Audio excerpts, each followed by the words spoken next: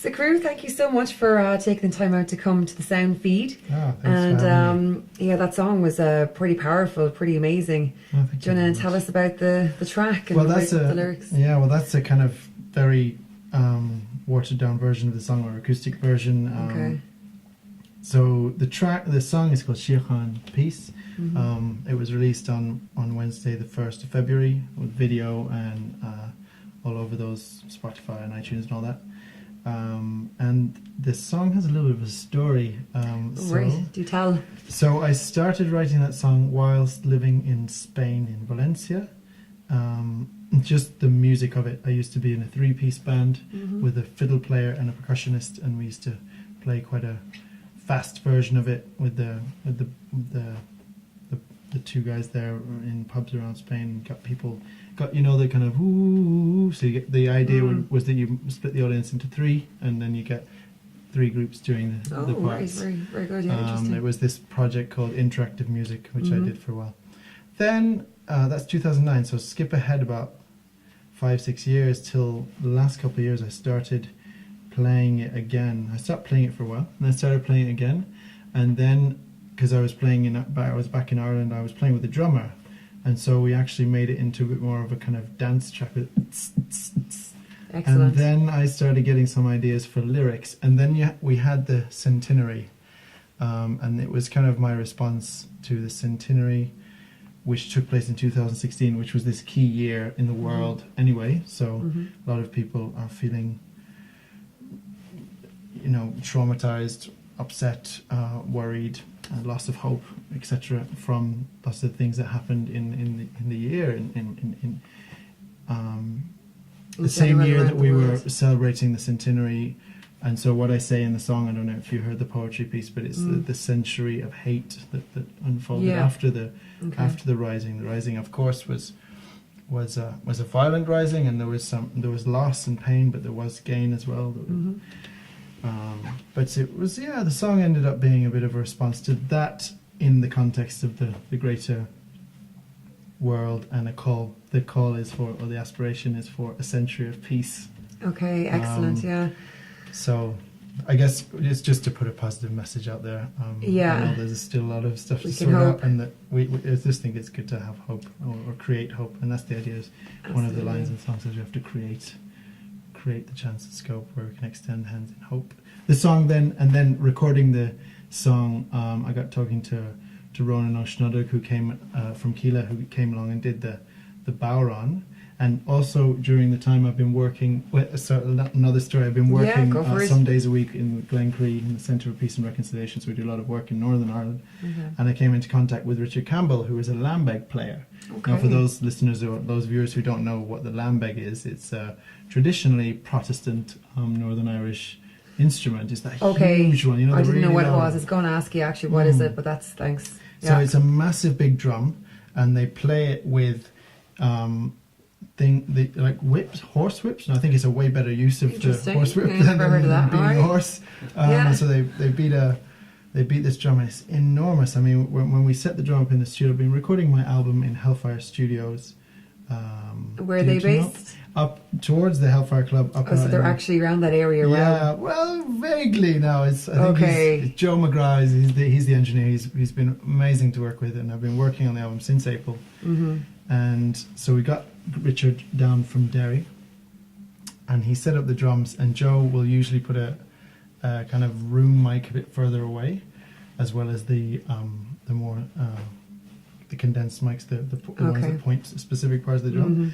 And the guys started playing, and Joe, we were listening, and he was like, okay, we can lose that third mic. It was absolutely unnecessary. The sound is so big. You don't need, it creates all its atmosphere itself. Excellent, So eventually the track ended up being a cultural collaboration, sharing, of two cultures that politically have had teething problems, shall we say?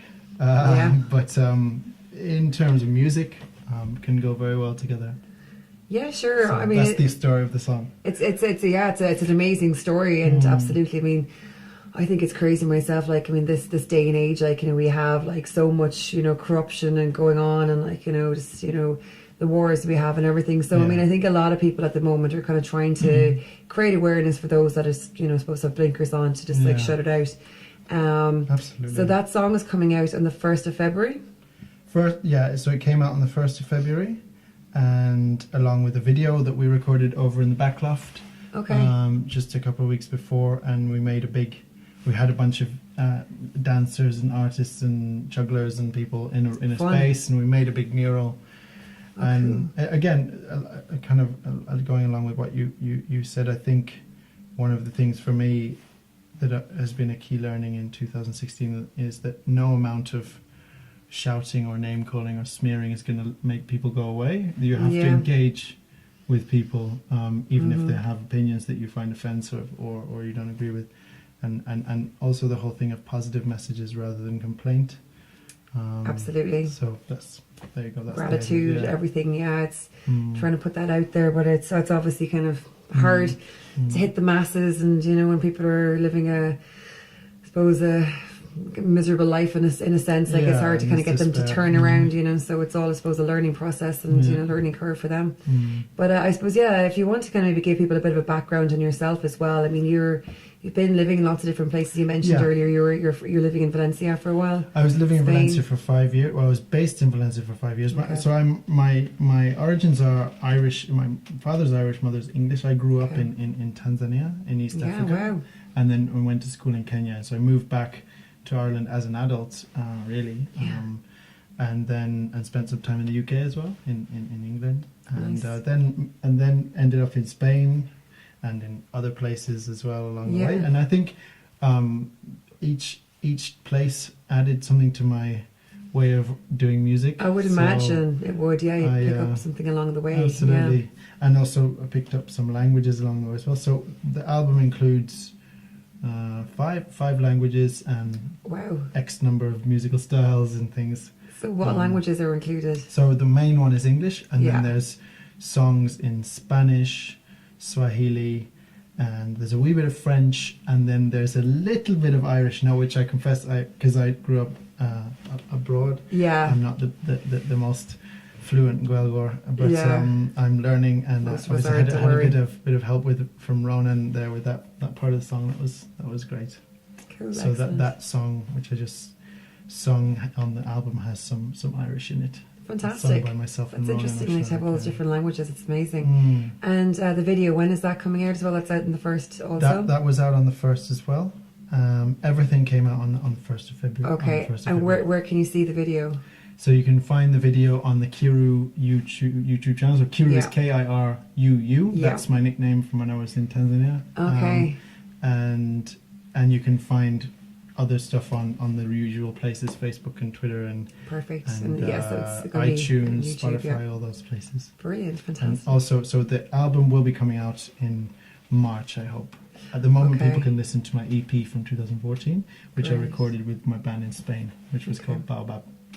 And do you have any tour planned yet for the album release? No, I've been so busy just getting together. So as soon as it's out, then I'll get onto the gigs and stuff. Yes, because definitely you have to. We met during a gig a year ago. That's right. Or a couple of years ago over in Townland. So there was doing a lot more gigging then. The gigging has taken a wee break. Although the launch was great, and I'll be doing an album launch.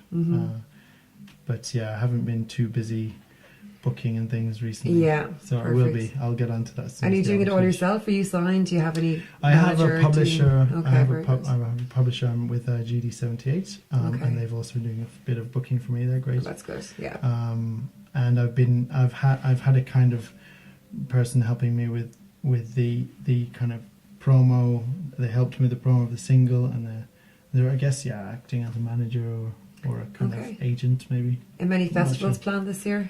To play or even go? We'll see. Nothing lined up yet. We'll see. I really enjoyed Townlands. Yes, Townlands is good. It's a really good spot actually in Mcgrath in Cork. It's pretty good. Then last year I did Body and Soul and the Electric Picnic, and those were great. So I hope to repeat those. Yeah. And a few others now, but maybe some different ones, some new ones. Another Love Story is another one I've done a few times. Oh, I've heard that's actually supposed to be pretty good, but I don't know much about it. Just kind of heard that it existed. Pretty much, yeah. It's supposed to be really small and intimate, which is a good thing for festivals. And I hope to get up to. I did a couple of years ago. I did the Aperture in Northern Ireland. I hope to play with this song. I hope to take it to Northern Ireland as well, of course. So yeah, we actually had the Lambeg drummer come down for the launch all the way from Derry because he was so into the project. He's an amazing guy, and he came down and with his drum on. I wasn't even expecting him, and he gave me a call a couple of days before the gig and said, "Listen, I really love this project, man. I'm going to drive down." I was like, "Wow, okay, that's a long drive." Brilliant, that's unreal. It'd be fantastic if you could appear at some festivals as well. It sounds like it's such an unusual instrument, and it would give people pretty much, something different, to look at, and look forward to as well. So let us know anyway what gigs you do have coming, because I'll definitely give them a shout and try and promote them. And in the meantime, anyway, just keep an eye on your Facebook, and your gigs will be uploaded there. Yeah. Also, I'll also give a shout out. I'm playing with another band called Playback, and we do. This is my friend Justin McCann's project, and so the last 2 gigs we did were Bob Dylan albums, and we'll be doing very soon. We'll be doing a David Bowie album. Nice. So we're playing albums. People can find that as well on my page or on the Playback page. Brilliant. So Kiruu, Kiruu. Kiruu, Kiruu. That's my artistic name on Facebook. Perfect. Listen, thank you so much for coming along, giving us that wonderful story about your new track, and thank you for having me. Looking forward to hearing it and checking out the video as well. All right. So cheers. Take care. Thanks very much. Thanks. All right.